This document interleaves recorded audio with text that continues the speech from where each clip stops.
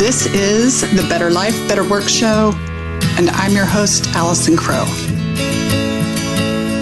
I'm a life and self-leadership coach for authentic and ambitious small business owners and professionals.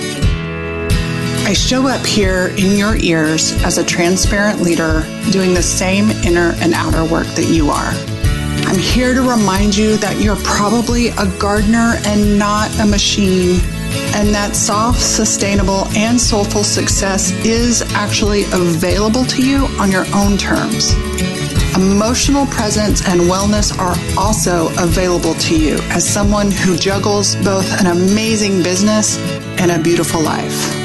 I'm here to remind you that more is not better, better is better. Hey, this is Alison Crow. Welcome to the Better Life, Better Work Show, and this is episode number 171.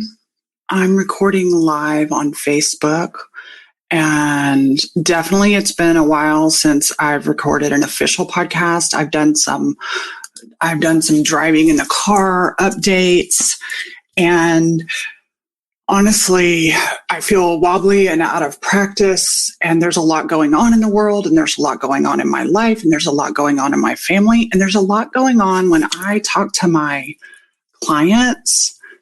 Like, there is so much going on. Good, disruptive, personal, professional, and so I'm calling it Wonky times. And today's podcast episode is, as all of mine are, perfectly imperfect.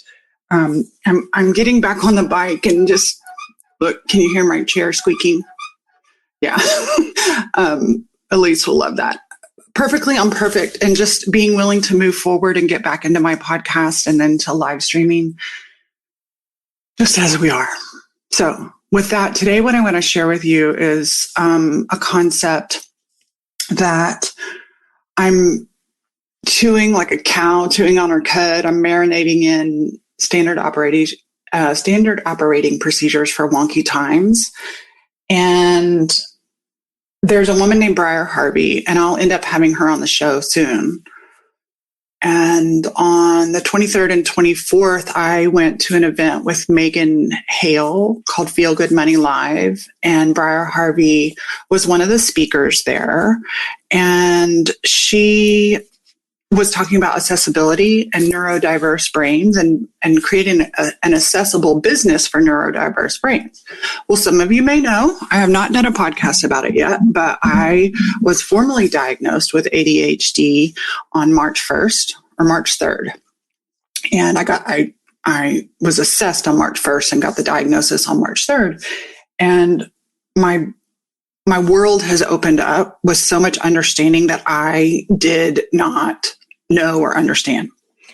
And then Briar walks into my life and even more, and I have not had time to quite reconnect with her or consume any of the data she shares. And so really I'm just developing some ideas and concepts based on my own personal experience and what's helping. So the first thing at what I took away from Briar in that first workshop, and when I think of standard operating procedures, right, there's like the businessy side, but I automatically, everything businessy also fits for lifey stuff for me. So for me, the businessy stuff, and I told my clients about this, I have Amber, who is on my team. She's been on my team a couple of years. I love her. She does an amazing job. And I am learning how to be a boss and how to be the leader of this tiny little company. And I am not religiously, because I'm not religious, but I'm working to overcome my hyper independence.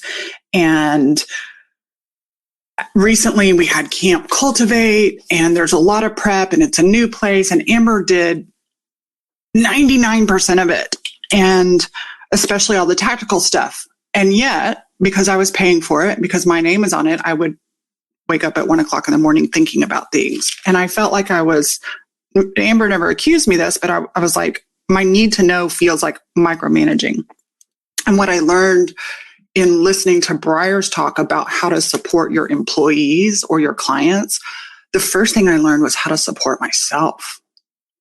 I didn't realize that I needed accommodations. And so one of the accommodations I needed and I spoke with Amber about was that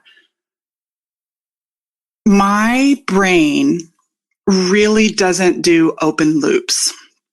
And I noticed I don't do ghosting.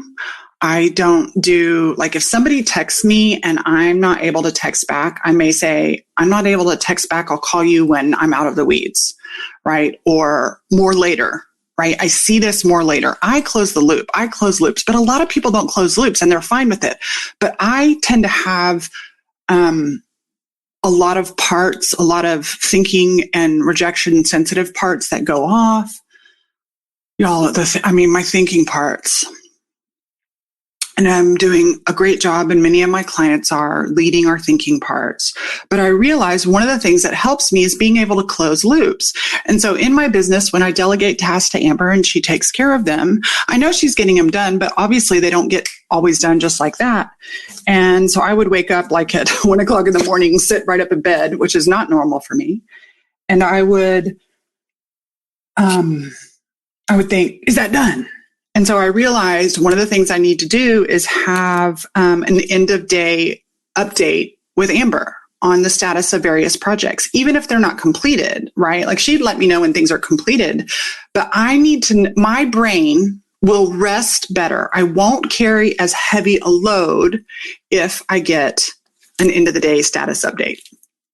Right. And so I let her know as a part of her standard, however she does her standard operating procedures, in the middle of a task and at the end of a task, let Allison know, even if it seems trivial.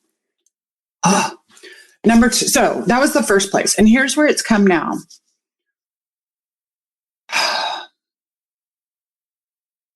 Camp was wonderful, intense, the best ever, glorious. I have a leadership circle that starts next Tuesday. And I came home to needing to rest. And then I have some connection conversations about whether or not this leadership circle is right aligned. And my parents are doing some downsizing. And I have lots of brothers and sisters. Many of you know that my dad had a stroke at the beginning of April while I was at an event. And so I'm obviously here for my family, and there are certain things that I'm good at and certain things that other siblings are good at.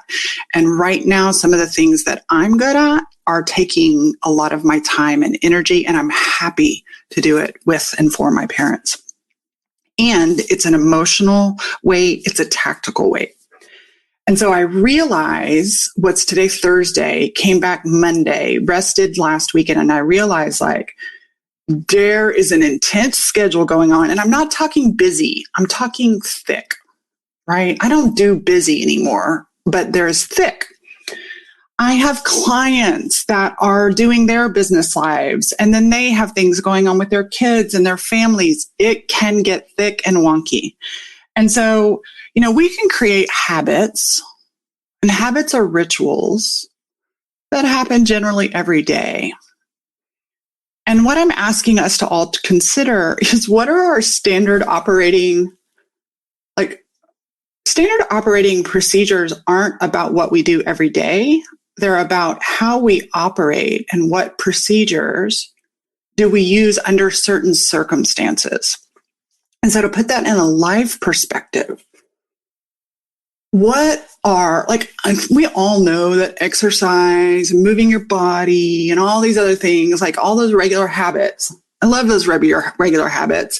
And I'm telling you, when you're helping your parents downsize and you're viewing properties and you're selling houses and you're managing healthcare, which my sister does a lot of, and you're helping dad get to doctor's visits, which my other brothers and sisters do, and you're also running a business and you're enrolling clients and you're dealing with 2 sick dogs with cancer and you have a pool being installed in your backyard and you're managing contractors and all these things.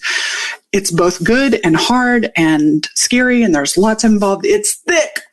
It's unusual circumstances. And for some reason, which is perfectly normal, all these things are happening at once, which is okay.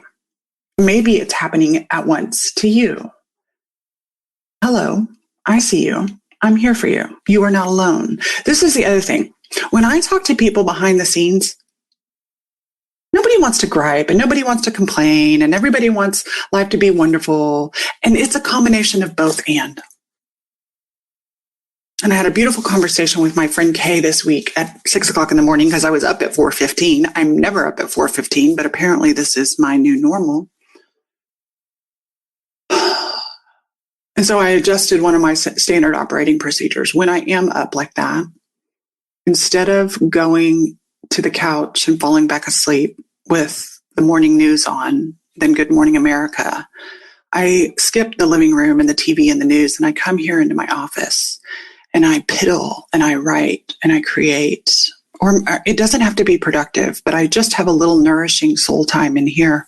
And the other day I called my friend Kay. We hadn't been able to connect in a while, and I was sharing some more of the details with her, and she just acknowledged, she was like, all the last Camp Starheart themes over the last few years, I don't remember the order, but becoming, both and, woman of range. This year, the theme for camp was, the whole thing changed to Camp Cultivate. And my sweet mama said something to me. We've had a lot of conversations and a lot of FaceTimes, more in the last month than I have in years, about some really intense, beautiful, but hard things. And my mama said, I'm so proud of you. I'm so proud of everything you've created. And I'm so proud of your business. And I'm so proud of who you are. And, you know, a lot of the things that she sees on social media. And I said, Mom, I'm going to tell you what I'm proud of. I'm proud of becoming a woman of range. And I'm proud of learning how to lead my inner trembling parts without shoving them down. And I'm proud of learning how to regulate my nervous system and recognizing it's not all mindset. That's so much of I used to be a hothead, a rager. Obviously, I would get really emotional about some things because I hadn't processed or my traumas. And I'm really proud of the woman I've become from the inside out. I certainly have frayed edges. Please know I have frayed edges. I don't ever not want to have frayed edges. And so it was sweet last night. One of my clients, I had posted something about, oh, I might have deleted it. I posted something about standard operating procedures in wonky times. And my client is going through wonky times too. And she was like, I need to create some of these. And I said, and we'll have a session with her about wonky times, but I want to share with you what literally I told her. Because you may think that standard operating procedures for wonky times looks a certain way. And I need to tell you what it really looks like. Take everything that is not urgent and not important and put it on hold. I have sent messages to a couple of my girlfriends and said, I am in the thick right now.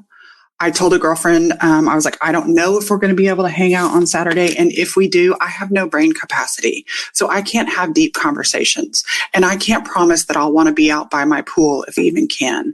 I've texted other friends and just said, the first thing to go is my social girlfriends. And when I get my capacity back, I'm not leaving you, but when I get my capacity back, I'll be back. Now, those girlfriends are priority, but right now they're not urgent. Helping my parents get their house sold, which it is, and helping my parents transition is the most important thing this season. Me taking care of myself so I can take care of them, and then my work and my husband and my dogs. So I wrote, slow, slow, slow, lots and lots of fucking pauses. I can't tell you how many pauses are a part of my week. One of my standard operating procedures right now, it's so tempting, like because my schedule is a little bit more full, to squeeze something in or to put on a call at a time on my calendar when I don't do calls. Like I have a habit and a routine that I don't do coaching calls before 10 a.m. And so to do something at 9:30 is so tempting. And I have to pause to really check. So no, I don't do that. And I also don't do back-to-back calls. That means there is space. I noticed yesterday I was like, oh, here's the radar detector for how I'm going too fast. So yesterday I toured a couple of senior places for my parents, like previewed them for them. I was away from the house. I was away from work. I was drinking a lot of water. The allergies are crazy in Austin, Texas. And there were so many times I had to stop and pee. And I was, even though I was going slow, everything in my system was, there's a charge to it. And when I got home, I had stopped on the way home. I was like, oh, I saw a Taco Bell. I went in to pee and their doors were locked. And I was like, this is not going to work. I'm going to be a grown ass woman. And I literally considered, I have leather seats in my car, and I literally considered just peeing in my pants to relax and not worry about it. But then I saw a bank and I went across the parking lot and I walked into the bank and just said, I'm a grown ass lady who needs to pee. May I use your restroom? They were horrified at my crass language. But the reality was, like, in a 30-minute drive, I had to pull over and pee because I was hydrating. So staying hydrated creates its own problem. Both are important. So I realized yesterday, I was like, you don't have enough space in your life when you get to the frantic place of peeing. Now, my middle-aged ladies will know that we have to pee more often, and it's not quite so easy to hold as it used to be. So it's like, okay, that's a sign for me to slow down even more. The other thing I told my client was patience with all your parts going off. So parts are these internal members of your internal psyche family, right? So your inner critic, your inner worrier, your inner anxiety, all the inner voices. Parts can also be body sensations. So I've had really tight hips lately. I've had some body sensations, some physical stuff, and those are parts. So be so supportive and compassionate. Do not coach or teach your parts. Be so compassionate. This is part of what SPACE does as a standard operating procedure. Oh, I see you, anxious part. Patience with the insanity in parts. Figure out what feels most supportive to you. Because if we're in a season that we've never experienced before, listen, I've never experienced downsizing my parents before. They've lived in their home for 53 years. I know it's emotional for them, and it's emotional for all of us kids too. So we have 5 kids and all their families, and my parents and parents' health, and doing all this thing that is a part of life. And many of you have done before, but I've never been through it. I don't know what to anticipate. And so even more slow and even more space helps me move gracefully, peacefully through this process. Mach 10 with your hair on fire. Y'all, most of y'all are figuring out, my people are figuring out that shit didn't work. So I told her, cry when you need to. I cried in strangers' arms today at a senior apartment I was touring. I had no idea I would cry.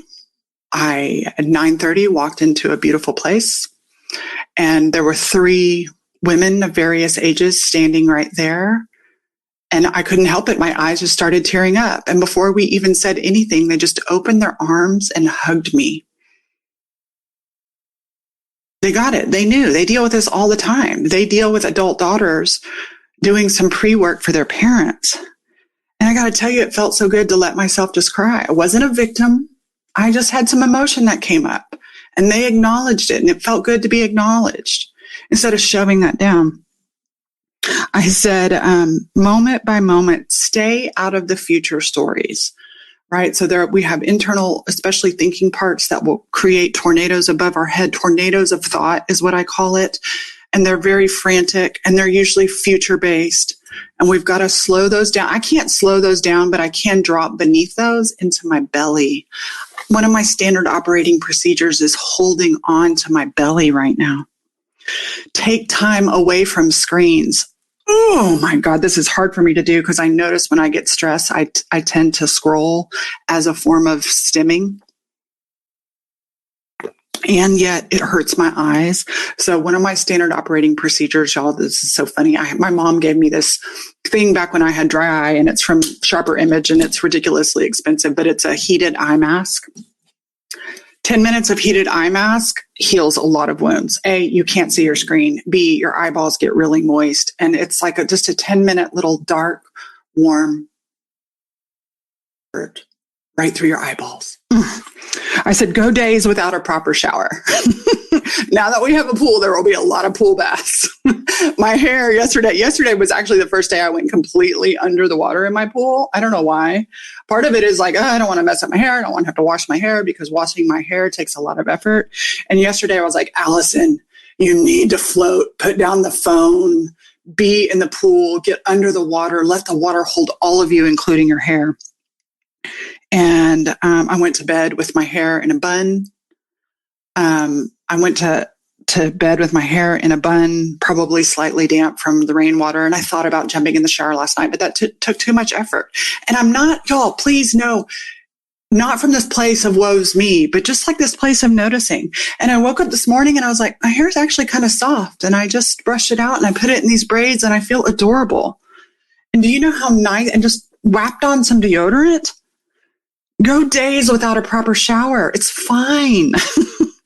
And orgasms help relieve pent up shit. And so my sweet husband rolls over the other night and is like, take off your panties. I'm sure that's probably too much information, but women, as you know, sometimes when we get stressed, that is the last thing on our mind, or we make up these stories about how relaxed we need to be. And so I just remember that sometimes that physical release is a standard operating procedure. I can't tell you what your standard operating procedures are going to be.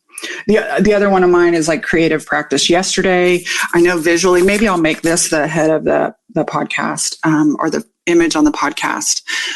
Yesterday, this was my creative practice. I literally just make marks, dots on. I'm not painting anything, but I have my watercolors and I have 5x7 cards. And there's something for me very physically grounding about taking various colors and putting them on a page.